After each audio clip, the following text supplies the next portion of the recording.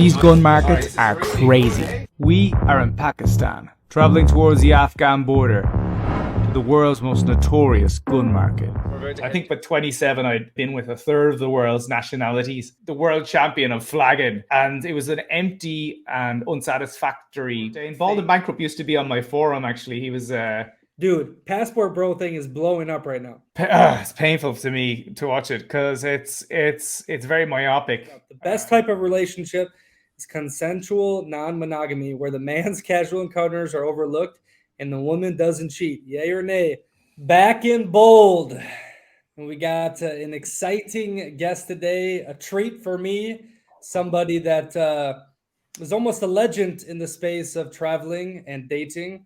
Two topics that I'm very interested in. It's the Naughty Nomad, coming straight from Malta, I believe you're based now. Yeah, Malta. Pleasure to be here, and hello out there, everyone. Why'd you choose Malta? I know they got a good residency program. Cost of living is decent. It's the Mediterranean, but what's the big pull there? Taxes? Partly, but there was a lot of reasons why I chose Malta. So I'm glad you let me talk about this for a bit, because I get asked this all the time. Why did I end up in this tiny little island in the Mediterranean? I mean, it's only 500,000 people, the middle of the Med, off Sicily, between Tunisia. A lot of people haven't even heard of it. Why did I end up here? Well, basically, I was living in Manhattan, New York, and I came back to Europe when my visa ran out, and I'd made the decision to settle in Europe because I wanted to be close to Ireland, close to home with all my friends and family. And I was thinking, right, where in Europe would I live? Because I didn't want to live in Ireland. It's way too cold. And for me, it was an easy decision. Malta was my number one choice. I had been there 3 times previously, and I loved the lifestyle. I had visited friends. You know, back when I graduated university, there was a 2008 collapse. They all spread out all over the globe, expatriated to various regions. I visited friends in Korea, in Cambodia. A lot of them moved to North America, Australia, so on and so forth. And my friend in Malta, so one of the guys I originally went to Malta with, he fell in love with a girl here and he moved here. But he had the best lifestyle at all my friends. He had the best lifestyle, cost of living and all that, and what he was doing for a living. And I wanted to copy and paste it. Basically, like, yep, this is the place to be. First of all, it's incredibly sunny. It's 300 days of sunshine. I mean, we're lower down here than Tunis in Tunisia, North Africa. So it's beautiful weather. Everyone speaks English. It's the only country aside from Ireland in the European Union where English is an official language. They speak Maltese as well, but everyone speaks English. In a way, it was actually not a big departure from Manhattan, because it's an island like Manhattan. There's people from all over the world come there. The nightlife goes till later than New York. It's like 6 a.m. It's a big party island. Yeah, and there was, and my background just fell down. That's going to happen, by the way. I wouldn't be surprised if all these fall down during the interview, because I got that. No worries. That mic was just a little, it was making some noise. Is the mic good now? Is it better now, the mic? Perfect. Yep. Yeah, there okay, we go. Cool. And there was also opportunities from real estate point of view, from a business point of view.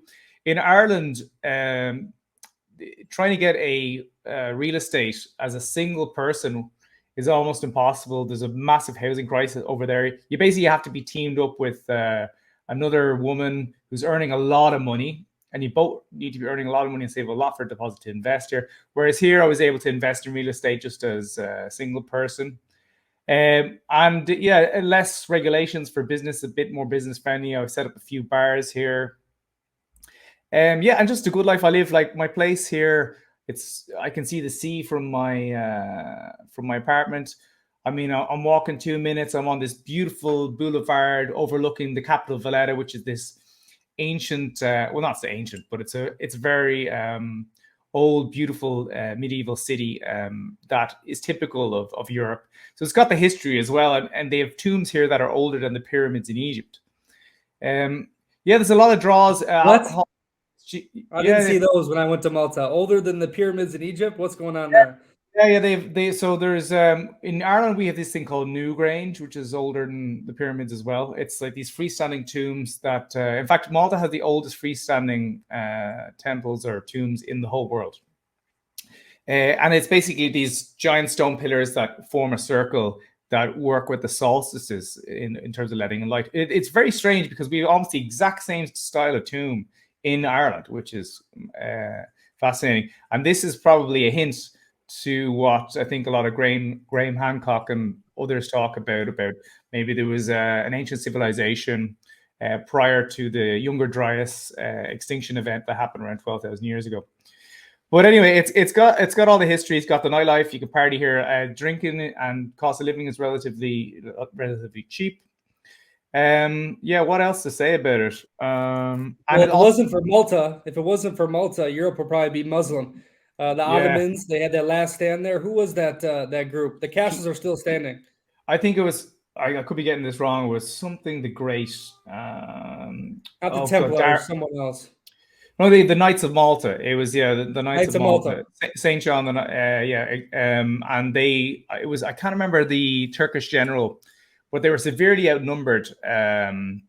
Here they have Valletta forts and Saint Elmo, and then the three cities, and they did all sorts of clever ways to defeat the Turks. And they defeated their greatest general as well. What they did is the old capital here, which is a beautiful old city in the middle of the island, absolutely gorgeous, called Mdina.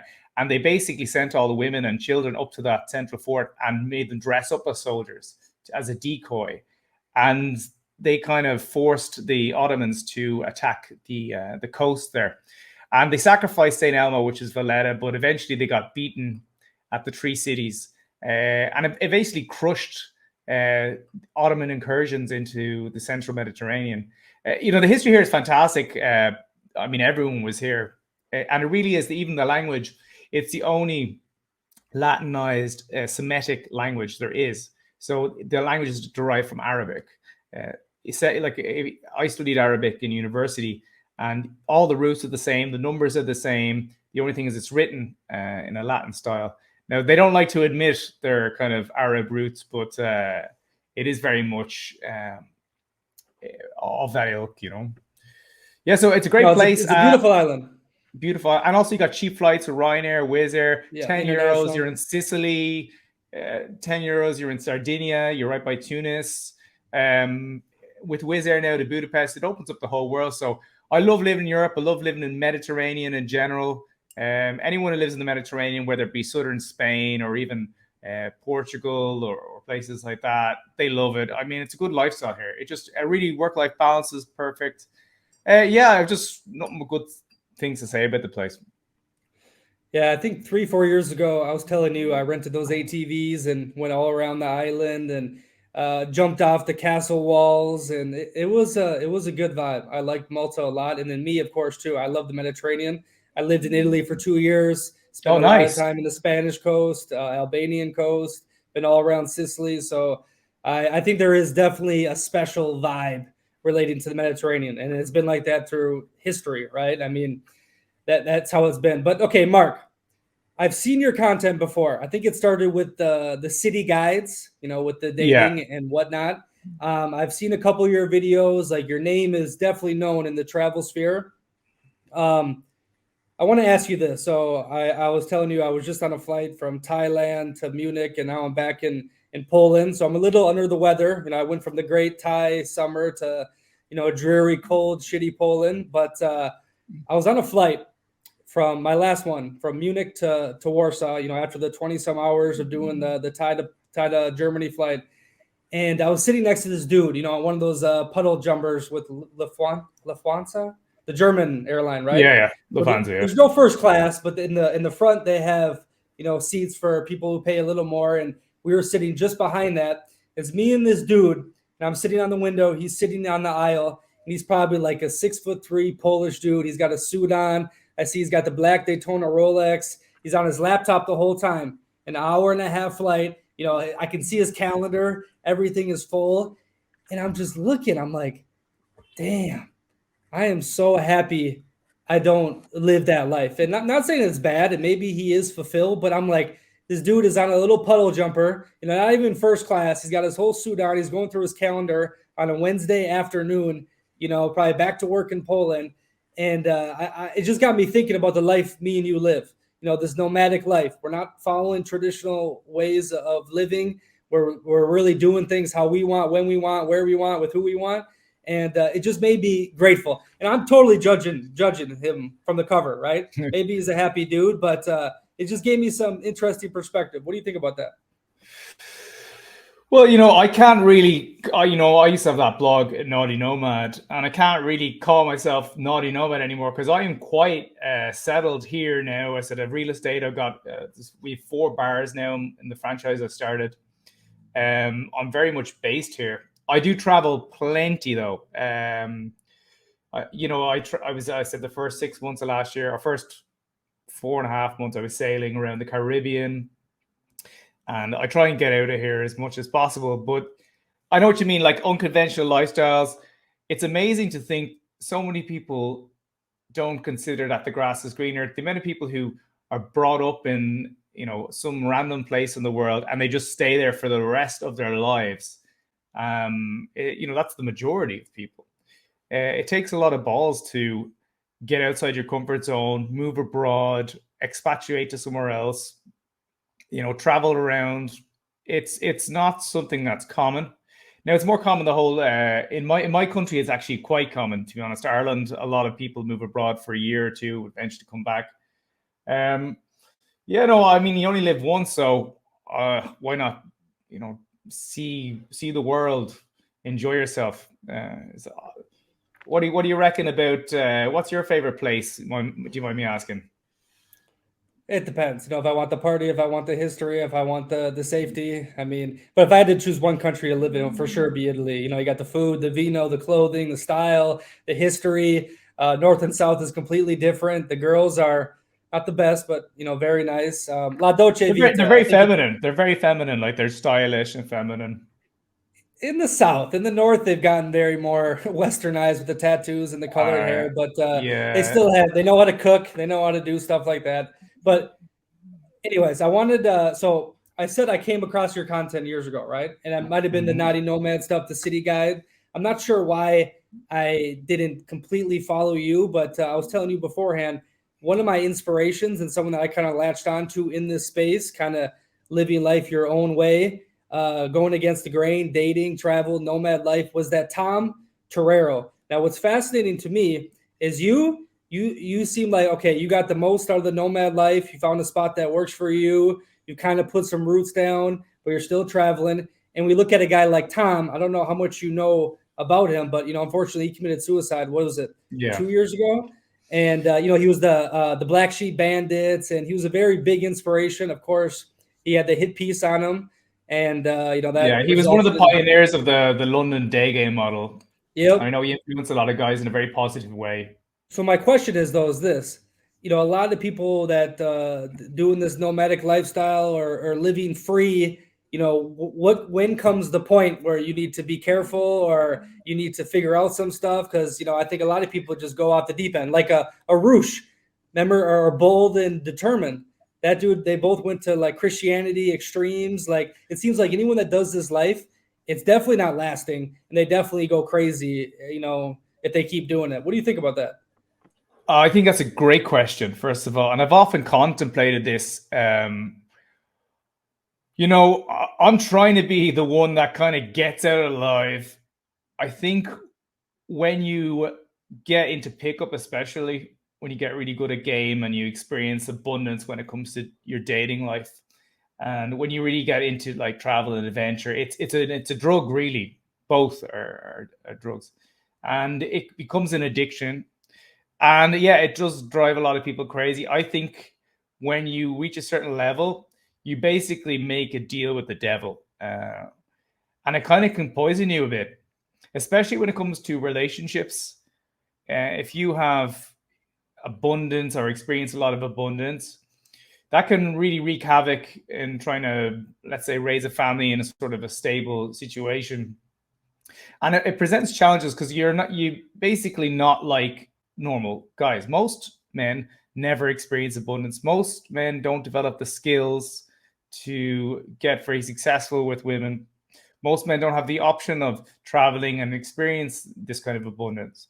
So you become not most men in trying to live a normal life. And it's hard to kind of live with integrity and balance those two things. And I think the only way to kind of get that balance right, it took me a long time to kind of, it took me years kind of transition and working on myself to realize that the only way to kind of strike that balance is trying to live in truth and have sort of live in integrity as best you can. And that means that, trying to be as honest as you can in relationships, being honest about your flaws, being honest about your weaknesses, being honest about your vices, and just trying to live with integration. You can't, the thing is, when you accumulate these skills and you have that part of your life, you have this amazing experience that becomes part of your identity. It really becomes part of your identity, the whole nomadic lifestyle or the seducer. Or that's the problem with being a dating coach. You get wrapped up in your identity. I wrote a post about this years ago about becoming a prisoner to your persona. That definitely happened to me when I was writing the Naughty Nomad blog. And I realized, it took me years and even some therapy, that you can't delete that part of yourself. Once it's there, it's there. You just have to work on integration. And that part can be difficult. And I think what happens is with, like a lot of these dating coaches, or I think of the Rooshes or the Toms and stuff, it becomes so much part of their identity, it becomes dangerous, and they can't integrate that with themselves. And they get this kind of loss of identity when that part of their life goes away. And that's certainly happened to me. So what happens when you lose your identity? You search in other places to find a sense of self. And often, especially in the case with, I don't know why this is the case in North America, because I don't think New Worlders have such a strong sense of identity that we do maybe in Europe with our history. But I think often that religion is the answer there. Because you'll notice that a lot of these guys who've lived this life, the Europeans don't tend to veer towards religion. It's more of a North American thing. That's what I found, because in America, I think identities are quite shallow. If you think of it, and I'm going into depth about this because ultimately this is about identity. In America, maybe you're quarter Polish or half Irish or 3/4 German, this or that. You just become a white person, or maybe you're a black person and your ancestors were taken from the Igbo tribe in Nigeria and they mixed with this or that, and you just become a black person. And a lot of identities in the States are based on just something as shallow as a skin color. There's not a lot of roots. So people lean towards religion or ideology a bit more because that's where they find identity. Whereas in Europe, we have rich cultures with long traditions and history. So we're a little bit more secure in identity. So that doesn't happen as much. I don't know why I'm bringing this up in particular, but you asked about people getting lost along the way. No, it's interesting. I think this is part of it. But I really think I look at guys. I'll just finish my thought here. I look at a lot of guys in my field. I live my life, and I see them getting trapped into the things that I did.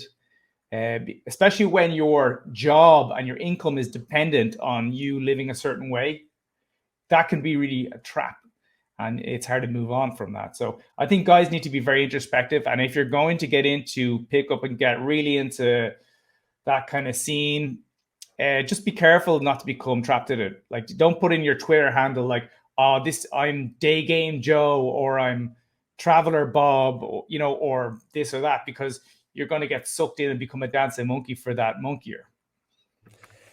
Okay, a lot of points there. For one, I can actually take what you're saying serious about Americans because you actually live there. I cannot stand when Europeans start saying different things about USA when they've never even been there. But that's a lot of points with the whole identity point of Americans. And I think we used to have, not a blood identity, but we had a culture identity with the freedom of speech, the religion, work hard, the land of opportunity. I think that's slowly been going away. That's what kept all these different cultures connected, because America is a melting pot. So many different cultures in USA. Yeah, you hit a lot of points there. Hold on. I need to rethink. What was I going to say? My man, Mark, you can go on a monologue. That's the one thing, though. So we talk about Mr. Tom Torero. I've never got into this whole red pill space. Yeah, I read The Rational Male. Yeah, I looked at the subreddit back in the day. I have a good grasp on what Evo Psych or whatever they quote. But what I liked about that Tom is he was very practical. And he was very about, like, what is reality? And this is what I was kind of chatting you with before, is when you live this travel type lifestyle, I think you see people for who they really are. A quick example, because I'm back in Poland. This happened last year when I was living here. I was seeing this freshly new doctor. So during the day she's pristine and saving lives and doing that. And we met for the first time. I went right to her place. We were drinking wine, and she was doing lines of some synthetic Polish drug the whole night. I'm like, aren't you supposed to be, working at the hospital like tomorrow? Like, what if I was coming in as a patient, right? And my bigger message to this is, I think when you're living this kind of travel life and you're not trapped down by what everyone thinks about you, and I see the girl at Jopka every day, so I have to act this way, or even when you meet a local, they feel more free with you because they know, hey, this probably not going to last. He's not going to go tell all my friends. He's not going to tell my family. Bingo. And so you really get the most out of people in the best way and the worst way. You see all the fucked up shit, and you see kind of like what is happening behind closed doors. And I think Tom Torero did a great job explaining that. He was like a grade school teacher before. He studied at Oxford, so he can really explain it in a good way. But that's something that's really I've been trying to understand, is living this life. It's hard for me to take that dude I saw on the plane serious. You know what I mean? It's hard for me to take all these people walking, doing their day-to-day job, working on Wall Street, doing all these things. Cause like, I know it's like a lot of times a facade. That's not who they really are. That's like a game everyone's playing. It's like a stage or a play on a stage. Do you know what I'm saying? Are you alluding to the kind of red pill, blue pill dynamic? Is that what you're saying? Like people's eyes maybe aren't open, or they're kind of just on autopilot. They're kind of NPC in it through life. Is that what you mean? Yeah, somewhat. I think everyone is playing on the stage. They have a mask on. They're not really necessarily being their true self. They're fitting in societal programming, cultural programming. It's you don't really get to see what's really happening unless you're kind of living our type of lives, with whether it be the day game, whether it be the traveling, the nomadic, type atmosphere. I always say this, like the person that lives, the normal life, they probably have one or two experiences every 4 or 6 months that make them like, whoa, us, we're having those experiences weekly. You know what I mean? And being able to like take those in and understand them and figure out why this is happening. I think it's like a jolt of so much shit going on that it's hard to take it all in. Does that kind of explain everything, or am I going on a tangent? No, you're not. Most people are they get their cultural downloads and then they run on autopilot. They don't update the software. They don't get fresh downloads. Whereas this separates people who have a growth mindset and people who kind of buy into the be yourself mantra and just go with the, go with the current. There's people with a growth mindset. Most people aren't reading books about self-development. They're not searching for new experiences. They're not seeking novelty. They're not trying to improve themselves. Most people just kind of are stagnant. And yeah, when you travel, you get a lot of downloads. You get a lot of experiences that make you question beliefs and values. So you're always looking at something you're looking at yourself and you're looking at people from a bird's eye view. And you're trying to be a bit more introspective, a bit more analytical.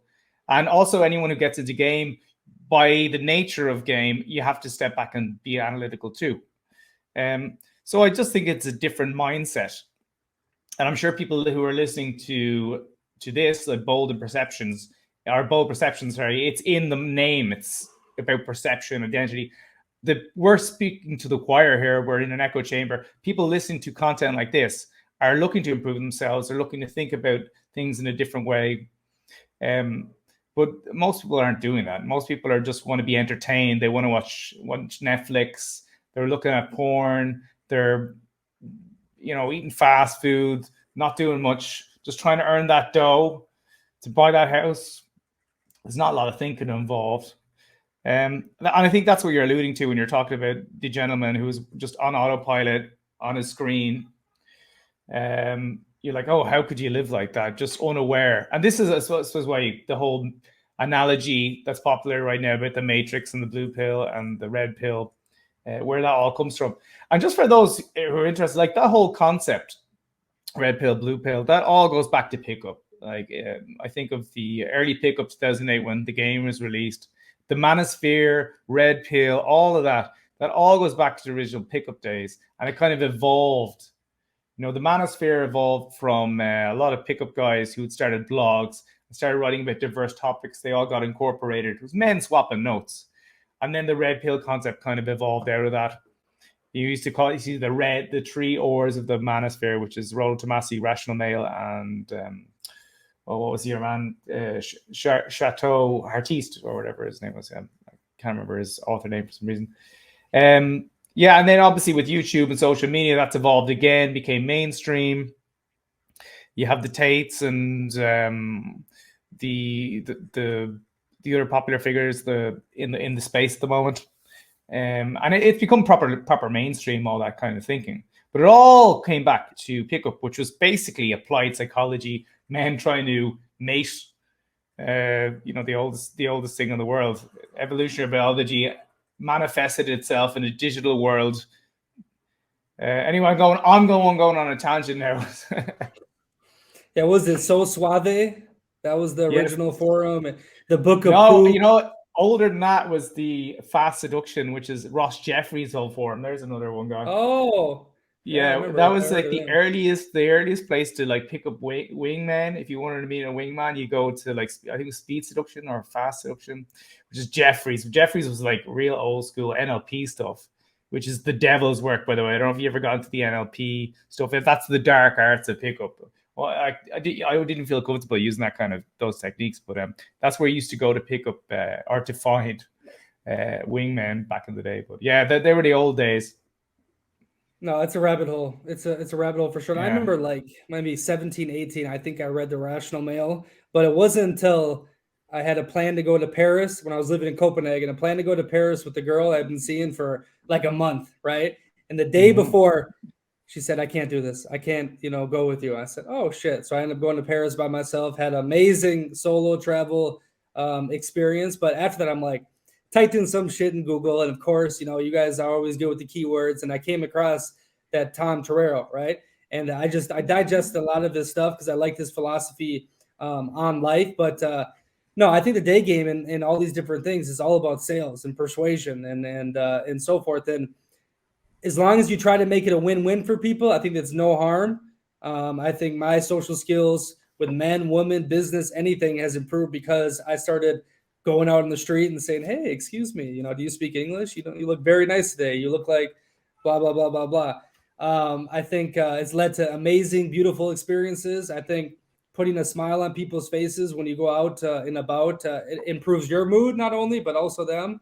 So I think there's a lot of weirdos in this space. And now, of course, you brought it up, Andrew Tate, it's gotten way mainstream. He started off like getting his name in with all the manosphere guys, and then he like just took it and amplified everything to the extreme, of course, to get attention, to polarize, to make a way for himself. And yeah, I'm curious.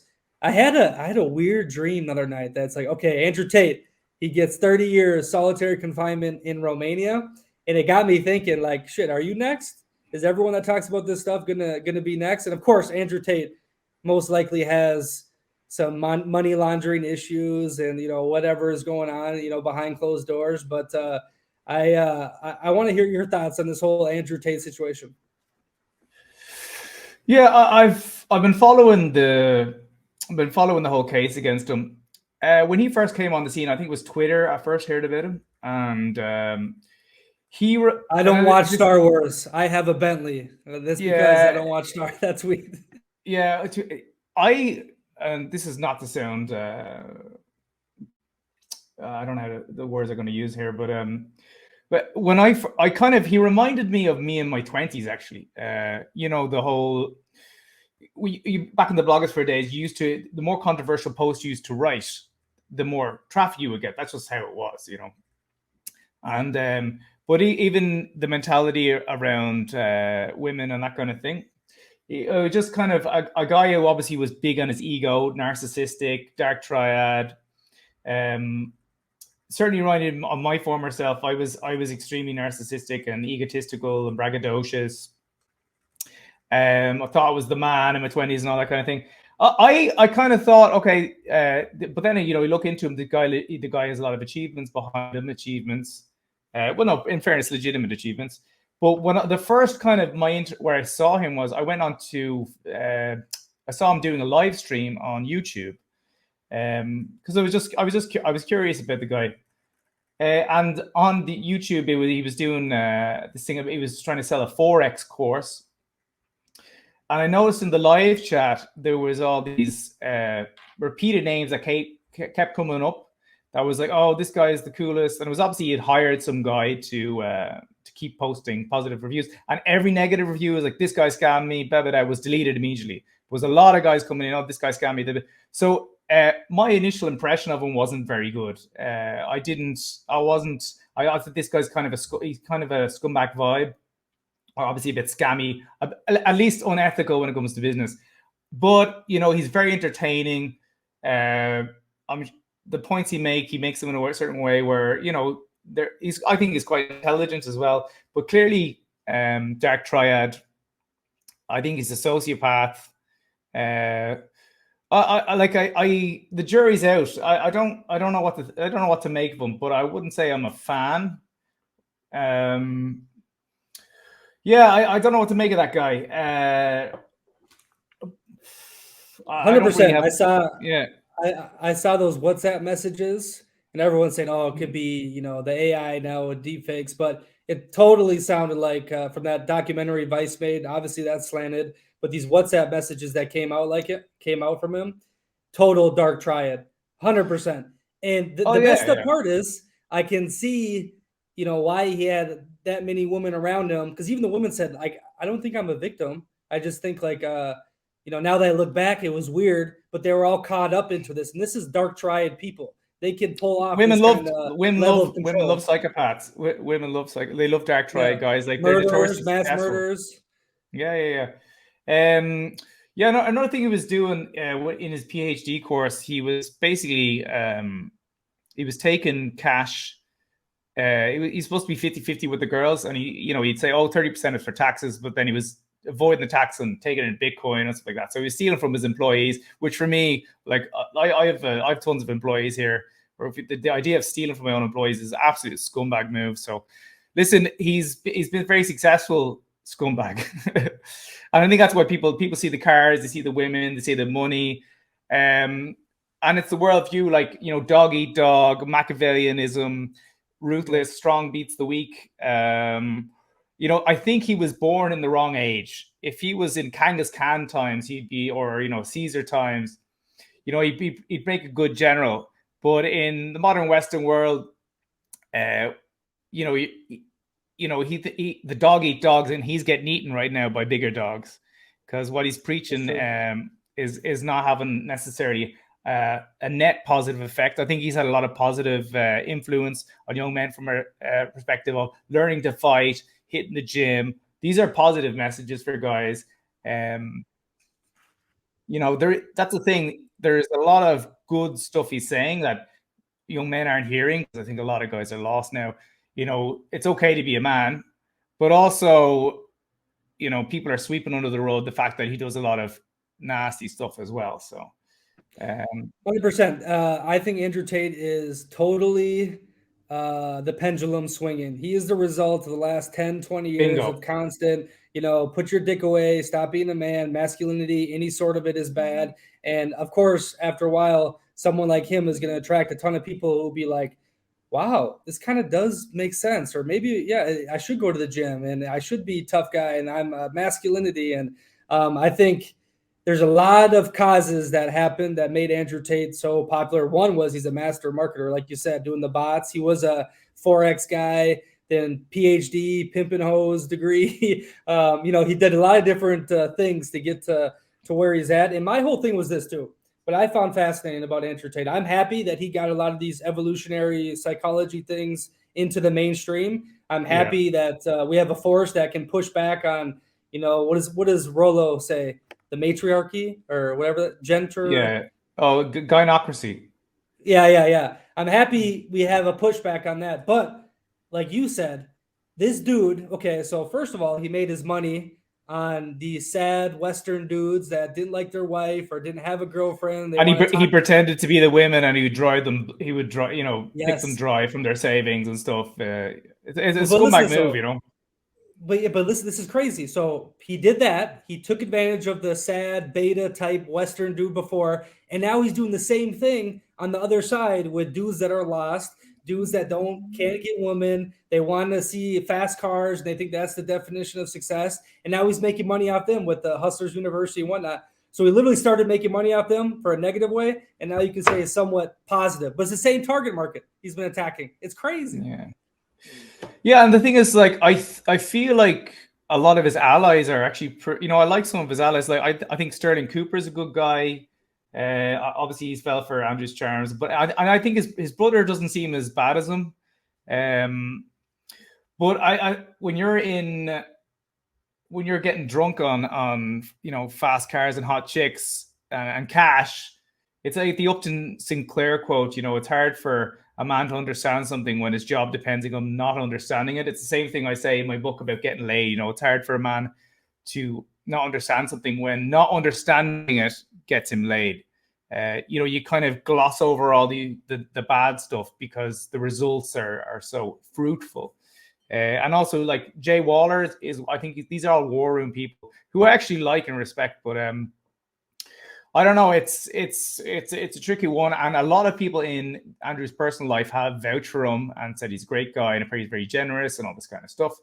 But it's like all of us. We're all parts good, parts bad. But I said for me, there's a few red lines there that personally I find very distasteful. I said robbing from employees, milking guys dry, things like that. That I just. I said the whole Forex thing, just the way he goes about marketing stuff. Not for me, but some people, they don't care about that kind of thing. We all have our different codes and conducts. I think there's much better positive role models out there, like Joe Rogan, for example. Same thing, strong, just jiu-jitsu. He's a black belt. He hunts, financially successful, listen to all sides. Like, he's a kind of person that I think young men should be learning from, and guys like that. But yeah, we definitely, it just shows that we're desperate need of positive male role models in society, because there's as you were saying, it's a reactionary thing. It's like where Trump got elected, the pendulum swings back and forth, and because society has become so feminized, it's only natural you're going to get figures like a Tate that are going to take the spotlight, because there's a desperation amongst young men, especially as an epidemic of fatherless homes and stuff like that. It's only natural that people would just gravitate towards that kind of messaging. Listen, it's woken a lot of people up, but I think what we're going to see emerge from this is, because he was so audacious and uncouth in his messaging, I think it actually makes it better for people with more moderate voices that are preaching the same thing, but in a nicer way to become more acceptable in society. Like, remember, even Jordan Peterson was considered controversial when he first came out. Now he seems so tepid when the Tates are, even like, and this is a sad thing. Roosh as well, they went after him. Even I was when the whole Roosh thing went down, because he was not. I would not comparing the Tate, but it's the same playbook. You rise to the top, you get attacked by society, and you end up losing at the end of it. So guys got to be careful about following this kind of advice. Even me, like when that whole Roosh controversy happened, the Sunday World and some Irish papers went after me. I had 2-page spreads of me saying how much of a dirtbag was, because I was into pickup and I was traveling around the world. Apparently, this is people and society and women hate the idea of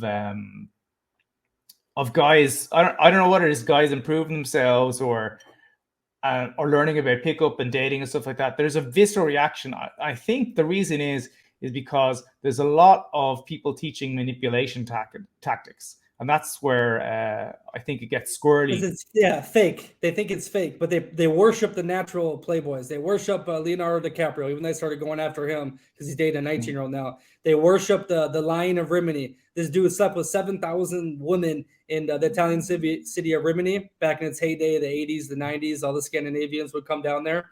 He ended up dying in his car with a heart attack at like 72, banging some 21-year-old Swedish chick, right? And then for his funeral, like 500 girls from like 20 to 70 flew down to go see him in Rimini. What? You think about Casanova. You think about any of these playboys, like James Bond, people are fascinated with. I think it's as soon as people realize it's not natural or they're playing a game or they're being manipulative, that's when they get mad at it. But understand that a lot of dudes just aren't natural. They have to learn like the steps to be seductive or to know how to be around people and their skills. And that's why it's totally should be acceptable for people to learn about this. And there should be a voice out there. But like, I think they don't, it's like a secret society. What that Durden or RSD Tyler talked about, like about the secret society, and everyone else needs to just stay over here. And if you want to open up the door, then, good luck. Yeah. And the thing is, it is true that there is a lot of schools of thought and there is a lot of negativity and malpractice in pickup and game and learning social skills. Like there is a lot of dark arts going on. There's a lot of dark triad types in the space that make the rest of us look bad. I think you can definitely learn pickup and game and social skills in a way that is ethical and it can be quite positive. It's just find that line. Unfortunately, the whole thing has been tarnished. If you talk about pickup game, manosphere, red pill, all this kind of thing, it's all painted with the same brush because of the lowest common denominator. Yeah, it's a hard space to be in. No one's on your side. Certainly society isn't on your side. So I kind of I learned that lesson very early when I got media attacks on me. So I've been more cautious. And listen, when you're in your 20s, you're an idiot anyway. Like you do stupid stuff. You're so focused on getting girls and stuff that you maybe don't do the most ethical things. Now, ethical things like, I remember there was in the early days of, let's say, the Roosh V forum or these travel forums and pickup forums, there was a lot of shady stuff that guys would do. But even something innocent like you meet a girl in a town in some country and you say, oh yeah, I'm staying. They ask you, how long are you here for? Oh yeah, I'm here for a while.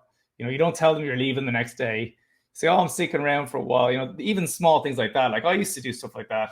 I used to be with a lot of married girls, and oh god, I'd done some stuff that wasn't cool. Like where girls would be with their boyfriends in the bar, and then I'd hook up with them in the bathroom and stuff like that. I did stuff like that was purposely made me feel powerful. But now I look back and go, oh man, you're a piece of garbage. So I think we got to watch ourselves, and hopefully we're going to evolve as guys, switching notes where we can get to a place where we can teach other guys these skills in a way that isn't so. I don't want to use the word toxic, but maybe that's the word to use. I think there is a line of, you can get very dark triad and get very manipulative and do a lot of stuff that most people consider unethical in the pursuit of this, and because there's such a focus on getting laid that you just get blinded by anything else. I think there is a way it'll get better, because back in the early days of pickup, the early days of travel, and when you did all these forums, there was no big brother. There was no one to say like, hey, maybe we shouldn't be doing this. Like I certainly went into hedonism in a way that most men have never gone in. Like I got obsessed with the whole flagging thing, where I was about sleeping with all these nationalities from around the world. I think by 27, I'd been with a third of the world's nationalities, and I was like the world champion of flagging, and it was an empty and unsatisfactory thing. I felt shallow doing it at the end. When I get a new flag, I feel like, oh god, I feel like garbage. I started to feel opposite of good. But there was no one in front of me or before me to tell me, hey, this path does not lead to happiness. Going down this route will not satisfy you anyway. They don't give you a medal. They don't give you a trophy. At least if you pursue business and wealth, you have something to show for it at the end of the day. But I think any goals with numbers like that is ultimately a fruitless endeavor. But I think the only counterpoint, my bad, the only counterpoint to all this is I think sometimes you need to know how fast you can drive before you crash the car. You need to have these crazy experiences. You need to get to where you got and realize it wasn't what it was. Otherwise, a dude that got married at 18 years old or 19, and now he's 10, 15 years in a relationship. They're not having sex anymore. His wife put on some pounds. He's put on some pounds. He's like, damn, life would be just so much better if I was traveling, if I did bang more girls, and he never really appreciates what he has, right? And he resents the woman the whole time because he didn't go out there. He didn't get lost in the sauce a little bit. He doesn't have like a feeling of, he lived his life. Yeah, he doesn't have FOMO. Yeah, the FOMO, all that stuff. He doesn't have I forgot the word. But yeah. So I think you need to push the limits though a little bit. But of course, everyone and their mother has told you since day one, eating the most candy possible is not going to feel good for you. Know what I mean? So we all know this, but even that being said, people idolize Dan Bilzerian, Hugh Hefner, so it's like a human nature type thing. Is that the evolution? The reptilian mind. Reptilian yeah, the reptilian mind. Like when we see things like a big pair of boobs and it's like a piece of chocolate cake, like that appeals to the reptilian brain. It's just natural. And these carefully choreographed photos on Instagram, on the boat with the champagne surrounded by women. That's a marketing thing. It's a picture to appeal to that reptilian brain that we all have.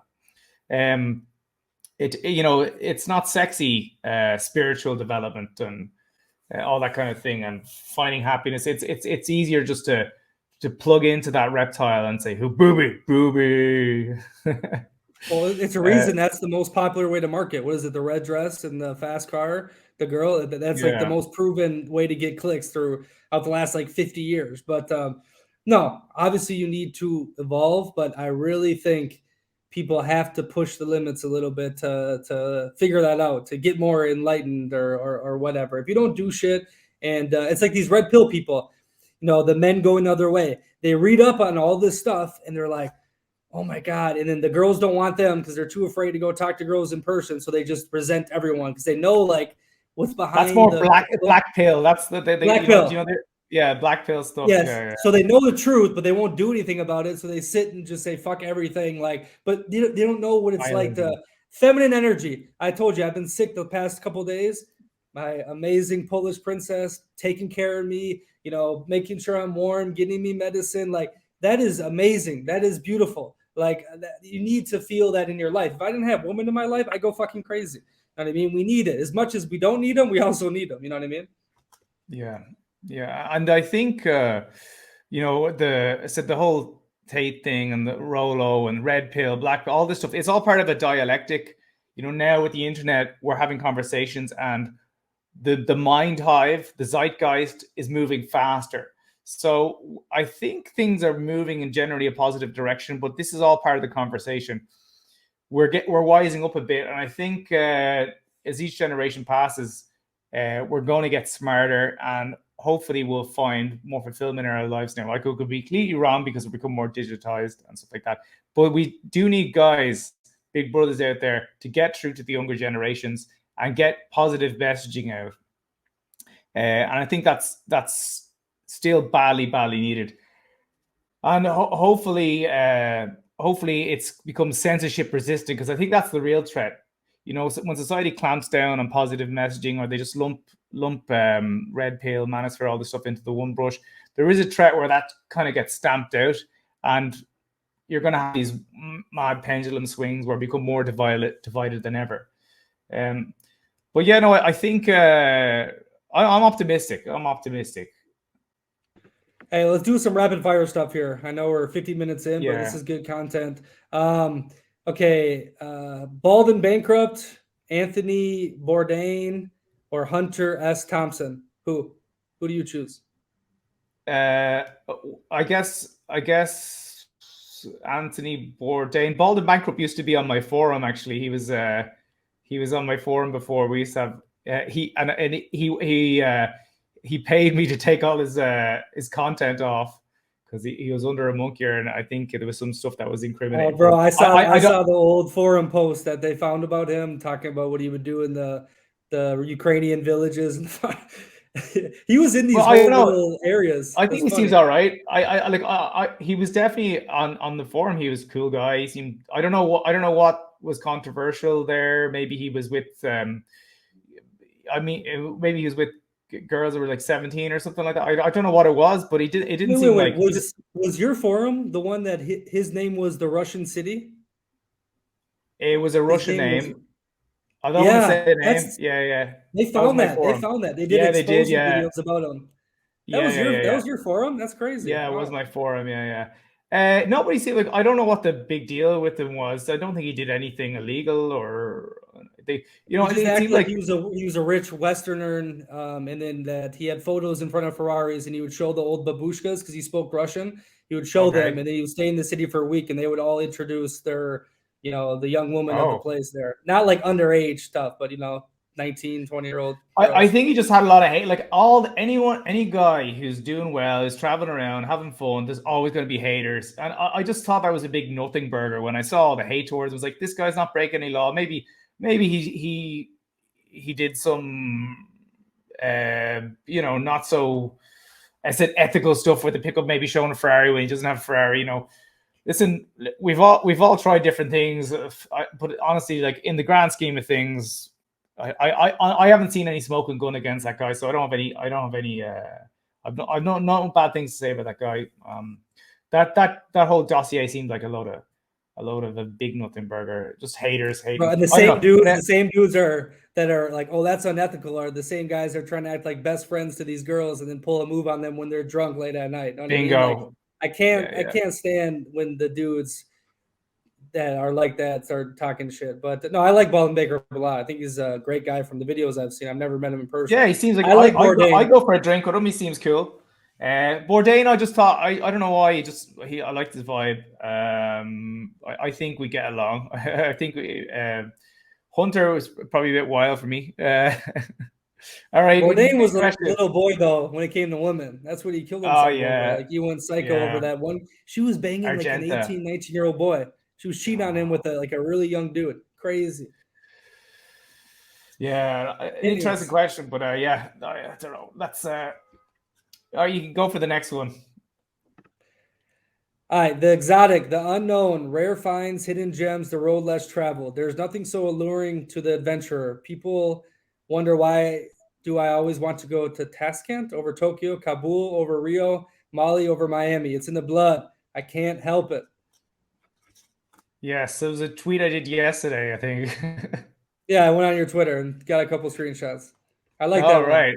And let me play this video to go with it. These gun markets are crazy. We are in Pakistan, traveling towards the Afghan border, to the world's most notorious gun market. We're about to head to a place called Smuggler's Market. Let's see what we can find there.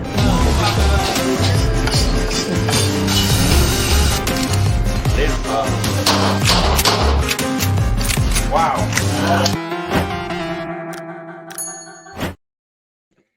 Oh, nice. You're prepared. Yeah, that was cool. That was. You don't know how to shoot a gun, though. The way you're shooting that handgun, that was kind of embarrassing. Yeah. You lived in New York. You don't know guns.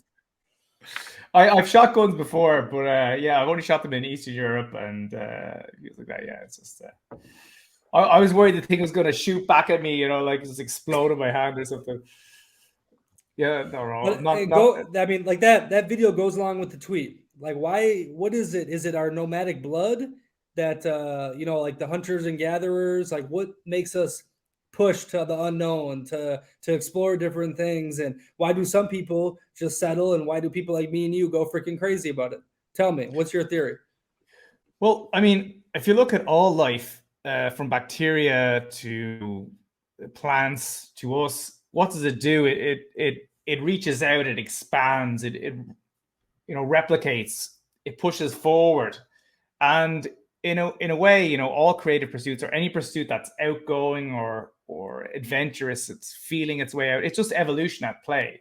So I think there's a natural propensity, especially for males, to to go out and explore. It's part of the gene. Now, some I think get it more than others. Some are prioritize survival more, where they're worried about security and things like that. But I think it's in the blood. You know, if you look at personality traits, you know, certain people are more open to experience than others. Some are extroverted, some are more have a greater tolerance for risk.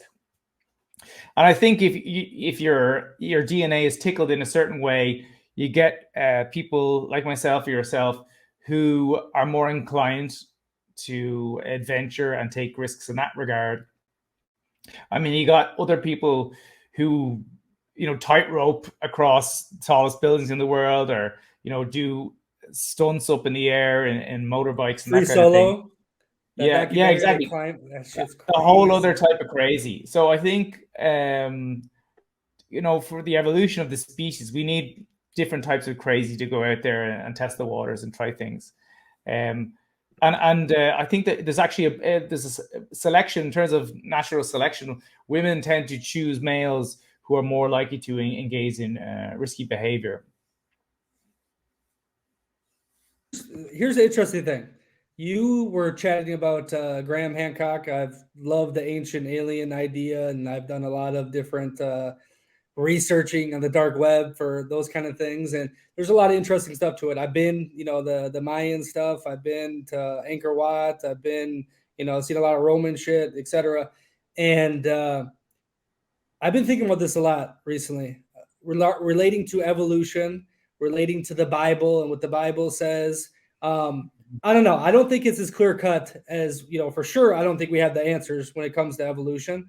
Definitely can see some ancient alien shit where they come down here, they mix their DNA with ours, and, you know, the Anunnaki, so we could mine gold for them or whatnot. I think you have a perspective on this, no? I don't know about ancient aliens. I've never looked into that. You were talking about Graham Hancock. He's one of the biggest names in that field. Yeah, it was more of the ancient civilization stuff he covers, you know, with Younger Dryas, and there was a civilization that existed prior to 12,000 years ago, and there was lost technology, that kind of thing. His original books were the main thing for the Ancient Alien series on the History Channel. Yeah. That guy, he wrote a book after that. That's a different guy, but they were all used in the old show, Ancient Aliens on the History Channel. He just made the new one on Netflix. But all those past civilizations talk about, you know, we came from the stars, and, you know, like, we're not from here, and the aliens, and etc. And I don't know, maybe this is too wacky for you, but you brought it up at the beginning, so I thought you had an idea about it. Yeah, I don't really have much thoughts about that. I kind of take everything from an evolutionary biology point of view. Most of my thoughts, beliefs, come from Evo Psych, you know. That's what I think can explain most things. So how we came to be is another question. But for me, I don't know. I don't know. If I don't know, there's no smoking gun, you know, you have to show me evidence for everything. So I got a rabbit hole for you. Look up the Book of Enoch. It didn't make it in the official Bible, but check out the Book of Enoch. Was it a candidate? Was it a candidate for when they were compiling? Yeah. Dead Sea Scrolls, and they said it like correlated more than other works in the Bible, and everyone's like, oh, why didn't this get put in there? Even though it's mentioned many times in like John and Matthew. But the Book of Enoch is so similar to like the Anunnaki, so similar to like the old Hindu shit. It'll blow your mind about like fallen angels and different things. And I just definitely think there's more to, obviously, I don't think the earth is 6,000 years old, but I don't think this whole little, we came from little plankton and developed, and now we're living as humans on, why are monkeys the same as they are now? If we developed from that, I don't know. Long story. I got 2 more things for you. Actually, 3. We'll knock them out. And I know you got to go watch your game. So first thing. Yeah, no, we got time. The game doesn't start till another half an hour, so we're good. What? Only in the U.S. would Pass Bros be a thing. In Europe, they're just called bros. Dude, passport bro thing is blowing up right now. It's painful to me to watch it because it's very myopic. I believe that it's kind of a thing where it was a African American phenomenon originally. It was like black guys basically getting Brazil, passports and going. Colombia. Yeah, exactly. And I mean, because we travel so much in Europe, that's just like, okay, well, that's what you do. You travel around. Like most of my friends, even in Ireland now, everyone's marrying foreigners. It's normal. And I think, listen, I lived in the States for 2 years. Uh, Most African American girls are rough. They're rough. They're very masculine. They're like pirates. They remind me of Australian girls. Yeah, they're trashy. Once you crack They them, though, they're the softest girls you'll ever meet. Once you crack that hard outer shell, like you look at the rappers and their girls, that these bad Yeah, bitches, and then their rappers cheat on them all the time, and they're still loyal and faithful. To me, they're the definition of projection to the fullest. They're the littlest, weakest girls, but they put on this bravado, this badass, and once you just like, come on, they go into place real quick. It's kind of funny. Anyways, yeah. Well, I should clarify because I had some African American girlfriends and they were amazing. But I'm talking about like more the ghetto types. The lower class types. Almost all of not this is a stereotype, but the thing is, a lot of fatherlessness in that community causes a lot of daddy issues, which are detrimental for relationships. And yeah, a lot of crassness. I find if you go to Africa and you compare the women in Africa to the black women in America, it's like comparing fine scotch to cheap lager. Of course, I met the African American women who I met which were nice, were usually they came from a good family, they had a bit of cash, they were middle class, different breed altogether.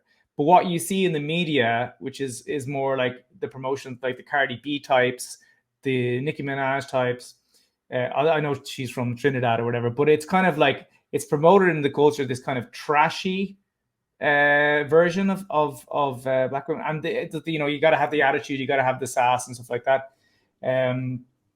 So yeah, I can imagine they're very difficult to contend with, and a lot of entitlement. That's the main thing. A lot of entitlement. So imagine if you're a black guy in America, you have to deal with these kind of attitudes where you're treated poorly, you're not respected as a man. I can see why a load of black guys in America are opting to go to countries where the women are a lot more feminine. They're a lot more appreciative of men. So I completely get the whole thing. I think the counteract to that is a lot of these guys maybe are low value and they can't get laid, so they go to somewhere else. I mean, that is a phenomenon as well with white guys going to Asia and stuff like that. And I think the negative reaction to passport bros is they're thinking of those guys. They're thinking of the lower dregs of society that are moving there. But obviously there's men of value doing it too, otherwise the girls wouldn't get so mad, because clearly there's men of value doing that as well. And I think personally you should go where you're treated best, like Nomad Capitalist says. So Nomad Cap Andrew, yeah, dorky little Andrew. yeah. No, he's good. Okay, so you said Cardi B and you said Nicki Minaj. So Cardi B got cheated on by Offset. She stayed with him. She put up with it, took all the shit because she acts like she's so tough and whatnot, even though she's the drug man and was a stripper. When a dude puts her in her place, they act like little kids. Same with Nicki Minaj. She was dating that one dude who was basically banging something like 15-year-old on the side. And I think he got in trouble for sexual whatever. She stuck by his side, paid all his bills for the lawyers and all that. And these are the toughest independent women ever. And they're sticking with, losers, right? But that whole idea, you got to check out my guys at Foreign Strategies because they got a lot of people coming to them. They were traveling around, black dudes, and all the passport bros. They wanted to shy away from, just bashing American woman, of course.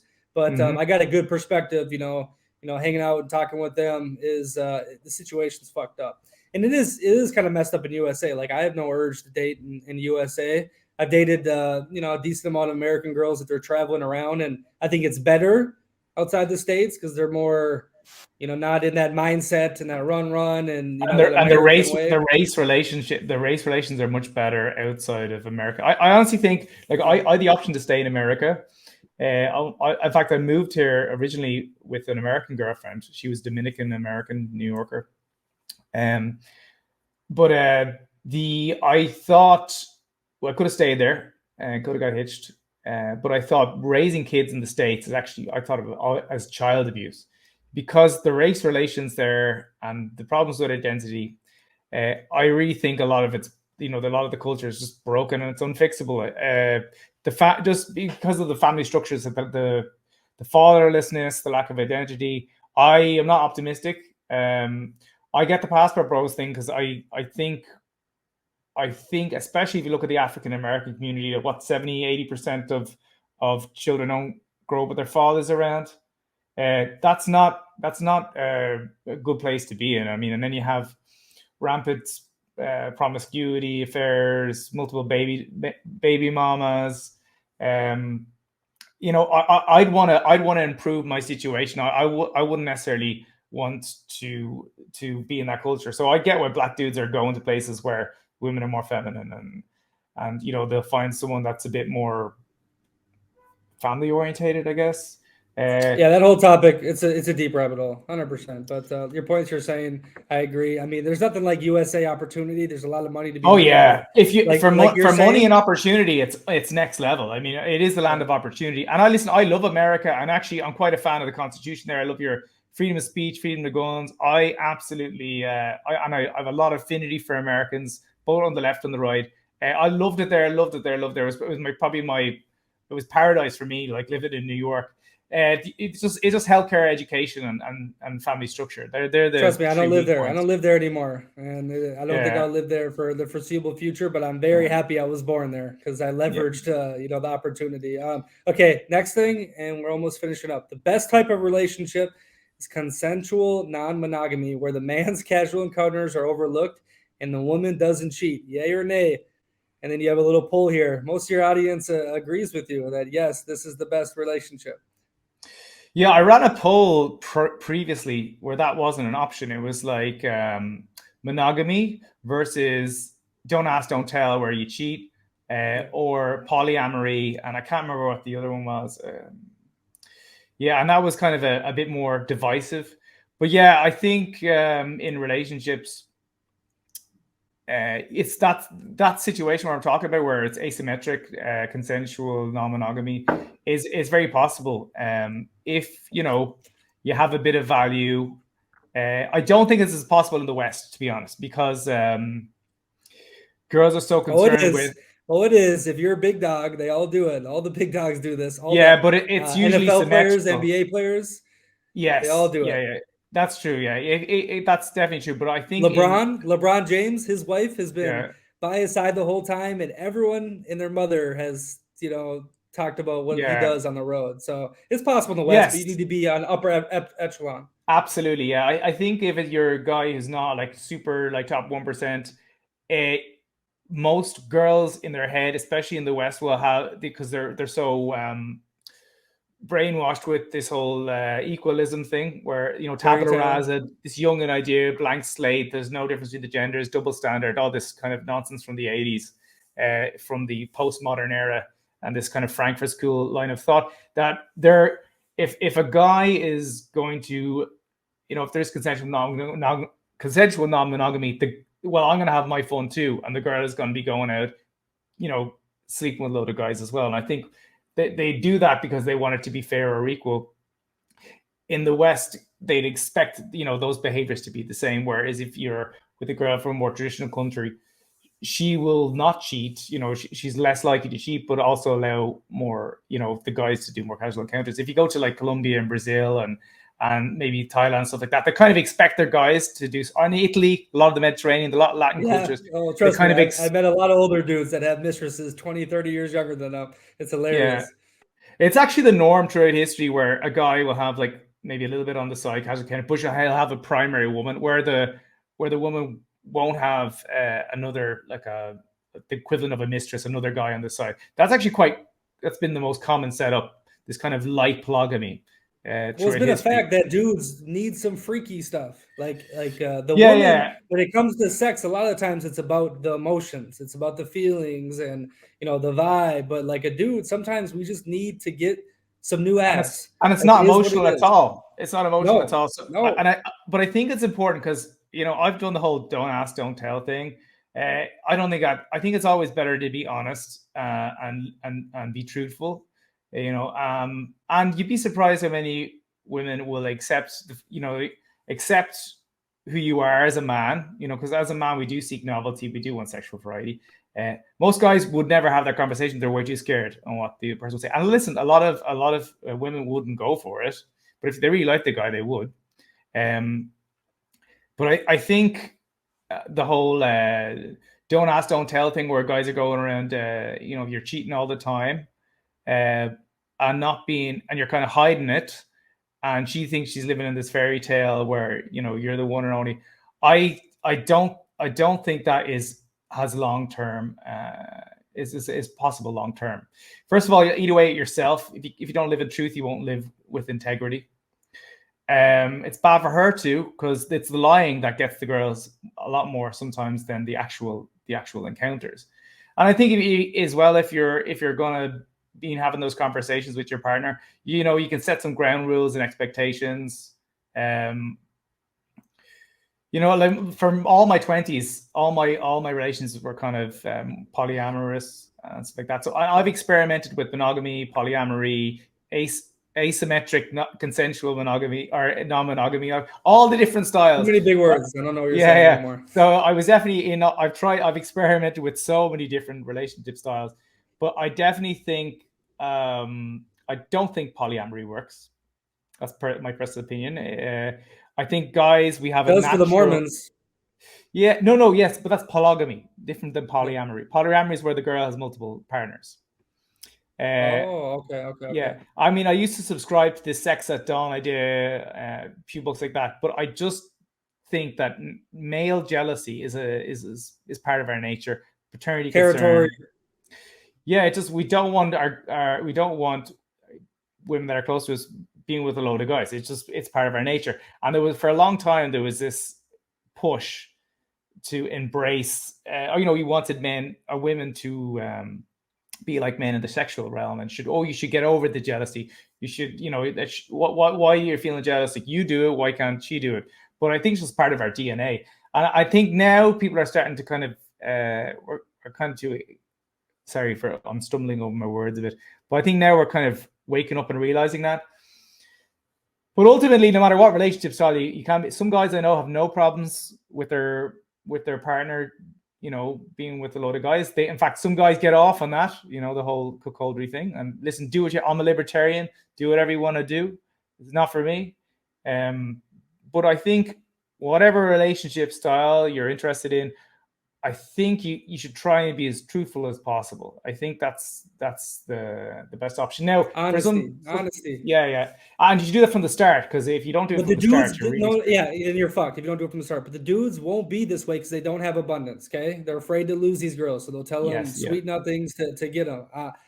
Personally, especially this last year, I've made it clear, not like out the gate. You know, the conversation's got to get flowing and the topic has to come up. I say, hey, look, I have multiple girlfriends. You know, I live a free lifestyle. This is what I do. If you like it, that's great. If not, no worries. Oh, really? That's interesting. So how do you make it work? When do you see them? Can I see photos of them? Sure. And of course, when they see photos, they're like, oh, shit, you know, he's with pretty girls, right? And it turns them on even more. But that is the last year that's been really fucked up for me.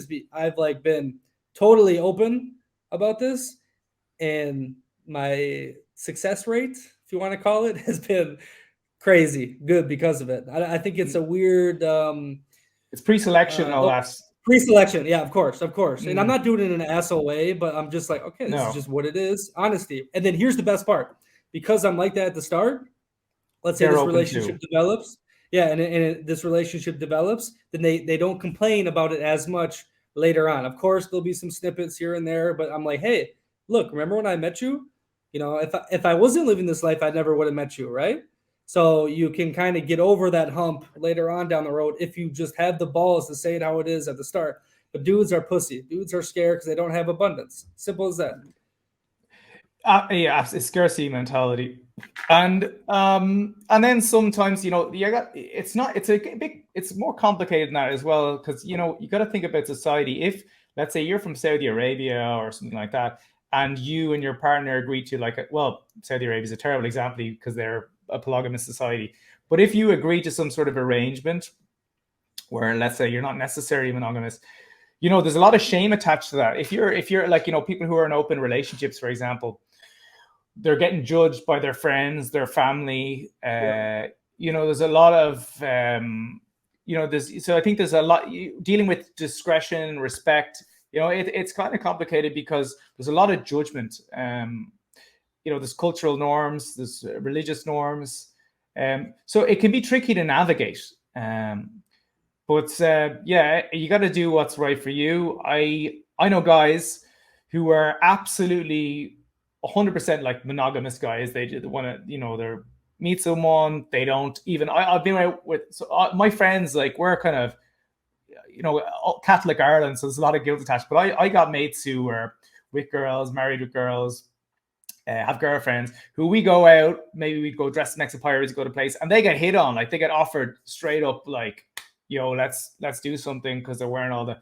For people who don't know, I used to travel around as Mexican pirate with sombreros and swords and stuff. I wrote a book about it, My Life as Mexican Pirate. But we used to go to these in big groups to all these crazy places, and we go with swords and stuff like that. Girls would flock to us. And so all these guys would get offers, but some of them, they just wouldn't do anything because that's just not what they want to do. Or if they did do something, they couldn't live with themselves, they'd maybe have to tell their partners, and the partners would split with them. And so they didn't have abundance or whatever. But so that suits a lot of people. They like that setup. Some guys never want to settle down. I know a lot of guys in the travel space, dating space, they never want to have a family. They never want to have kids. So they're never going to get attached. Let them do them. I said, do what you want, but try as best you can to live with integrity. Integrity also means not just living in truth as best you can, but also being true to your male nature. Let's be honest. A lot of guys who are in, most guys, I would say, in monogamous pair bonding, if it was a beautiful woman that came up to them and said, "Hey, do you want to do something?" they would like to do it. Of course they would.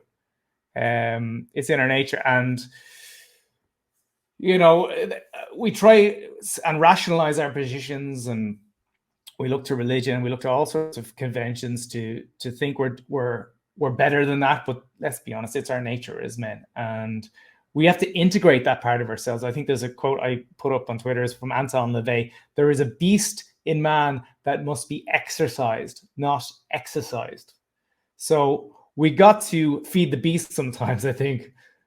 So it's a fine balance, I think, to be satisfied as a guy, because if giving up that part of yourself, you basically give up part of who you are as a man, and I think you lose a bit of happiness or a bit of contentment there. Well, then I think you go crazy. I think it builds up and you do some crazy shit, like you go beat your wife, or you end up in a terrible divorce. Or I think if you don't like internalize like those emotions or your nature and somehow express it, maybe through weightlifting, meditation. Transmutation of sexual energy. It was not something that was exactly. One of those. And of course, people do it all the time. Like, you can transmute that energy into something else. It doesn't have to be the sexual. You could definitely if let's say you're in a monogamous marriage for 10 years or something, you have kids and stuff like that, and you don't want to go outside the home, and you still get desires, and you can channel that energy into something productive. Yeah, for sure. The answer isn't necessarily, go out and find a mistress. No, I don't think so. Each to their own. That's what I always say. As a libertarian, let people do what the hell they want. I'm just giving my kind of view on things, what my thoughts. There's a lot of guys, I think would promote, go off and find other girls to be with aside from your significant other, and just don't tell her, keep it hush hush, and that's very common as well, the don't ask, don't tell thing, the Latin model. But you got to be careful with that. If you can handle that, each to their own, but not everyone can handle that. I find it's better to try and be truthful and honest. Captain Mark Zolo, hold on. Last thing, and you got to get to your game. I want you to read this, and this is my thoughts after traveling the world and loving different to women. Am I on the right page here? Check it out. So lesson 1, jealousy only makes you miserable. Yeah, well, that's certainly true. live and let live. No person should be responsible for your happiness. That 100% true. No, you should never. Your happiness should not depend on, and I think on anyone. And I think you have to have a mission before a person. This is a common trope in the whole red pill space. You have to, she'd always have a mission before your partner, or the woman should never be the goal or the focus. You should have something else. So the captain of she should be the first officer, and you're the captain of the ship. The ship's going that way. That's and I definitely think that's true. Yeah, what was it? Number 2, it is possible to have many beautiful moments of love. You will long for more, but learn to fully take in the mini love bubbles for what they are. This sounds like, can you explain that a bit more?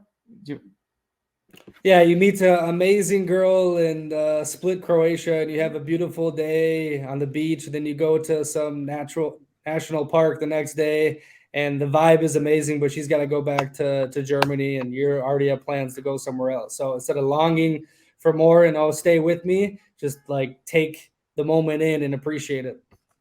Yeah. This happened last Thursday or something. No, that was just off the top of the head. Yeah. Off the top of the head.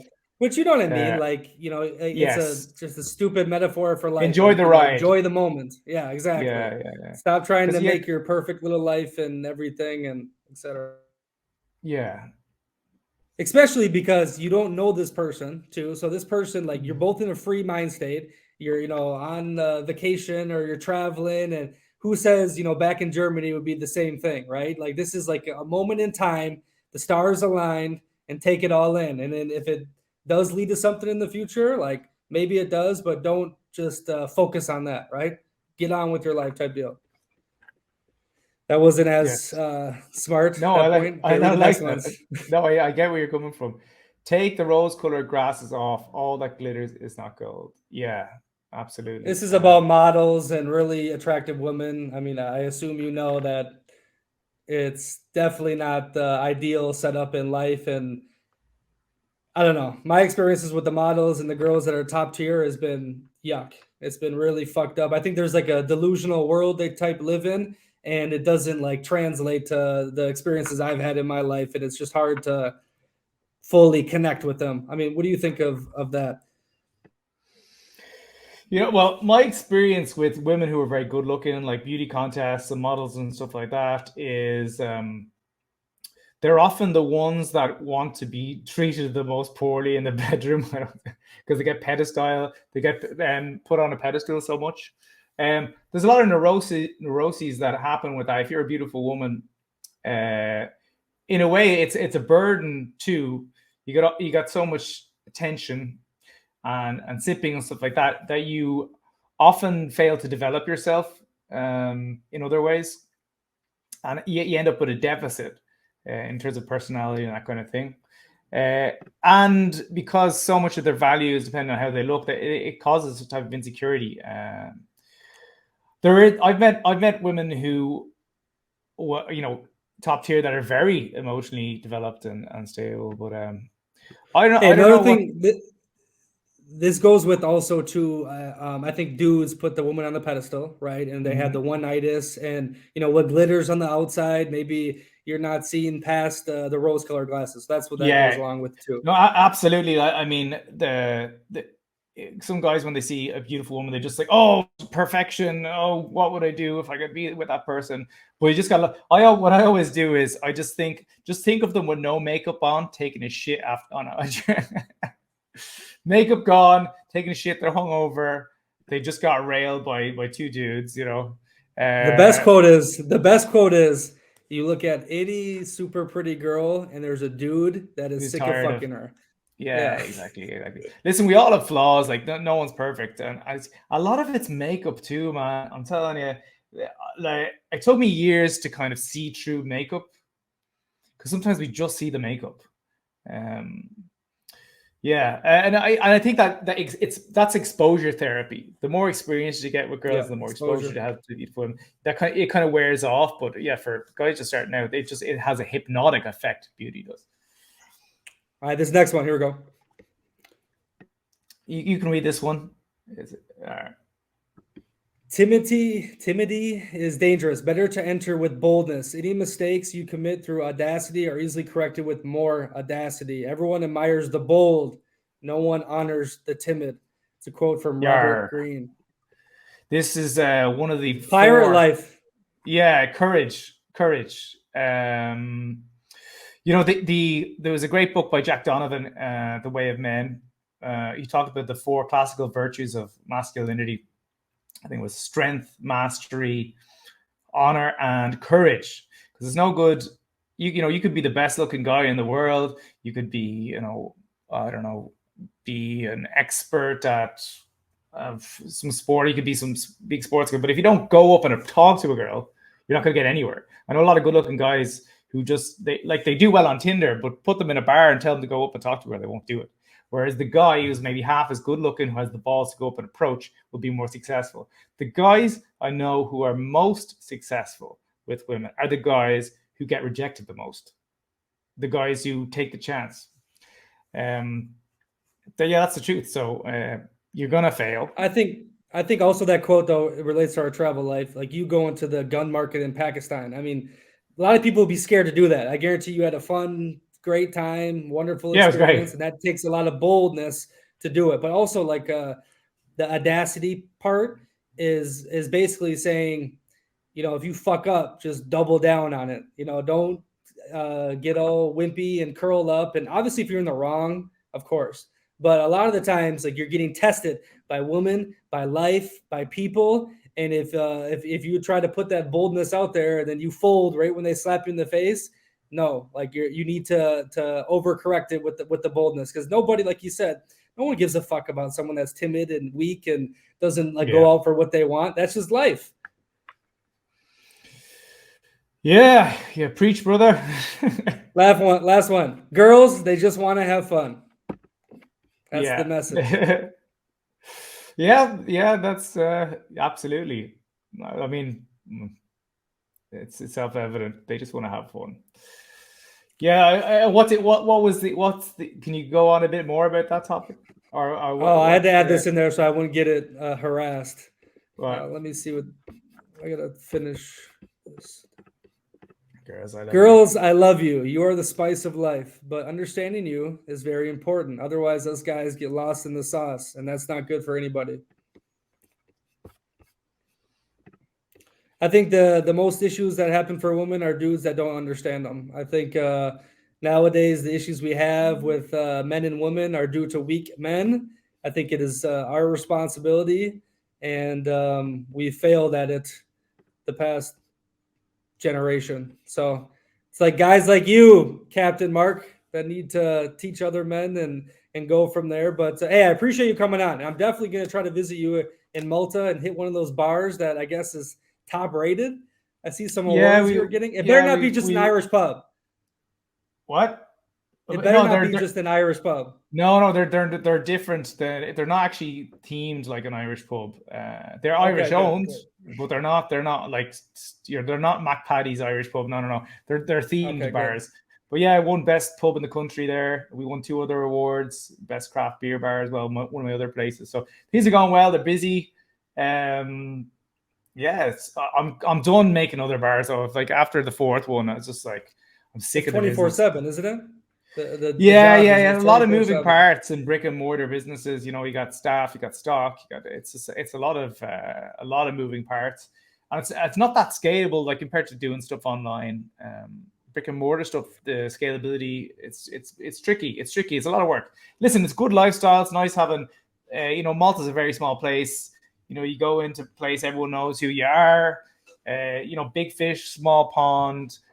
Free drink, free food everywhere you go. A lot of attention, but yeah, it's a good lifestyle. But in terms of, I think I'm done with it now. I'd like to get into something else. Mark, what else you got to pitch? You got any new books coming out? I saw that Mexican pirate one. That looks pretty cool. I know you're just sailing the Caribbean. It's amazing. But do you have any products or anything interesting coming out? No, I just released the audiobook for My Life as a Mexican Pirate. It took me like 18 months, 50 accents later. And I've gotten a great response from that. You can find it on Audible, My Life as a Mexican Pirate. The prequel to that is Naughty Nomad, my first book. That got to #1 in travel writing, and the last one got to #1 in adventure travel. Yeah, but follow me on YouTube, Naughty Nomad, or Mark Zolo. You can type in at Naughty Nomad in Twitter, Instagram. Yeah, unfortunately, I'm on TikTok now. I caved, but I hate that place. No, yeah, I finally got back on the Twitter. I never did anything with that account. I messaged you from there, and there's good discussion happening on Twitter. And I got back Twitter's into the best. whole Elon thing. No, You can talk to a lot of cool people. Yeah, I Twitter's my favorite. It's the only one that kind of draws me in. I never scroll on Instagram or Facebook or anything like that, but Twitter gets me sometimes. I love the chat, and you get nuggets of wisdom occasionally in there that you can use. No, beautiful. Hey, Mark, I really appreciate it, though. And again, I hope to see you sometime in real life, and keep doing what you're doing. You've inspired a lot of people.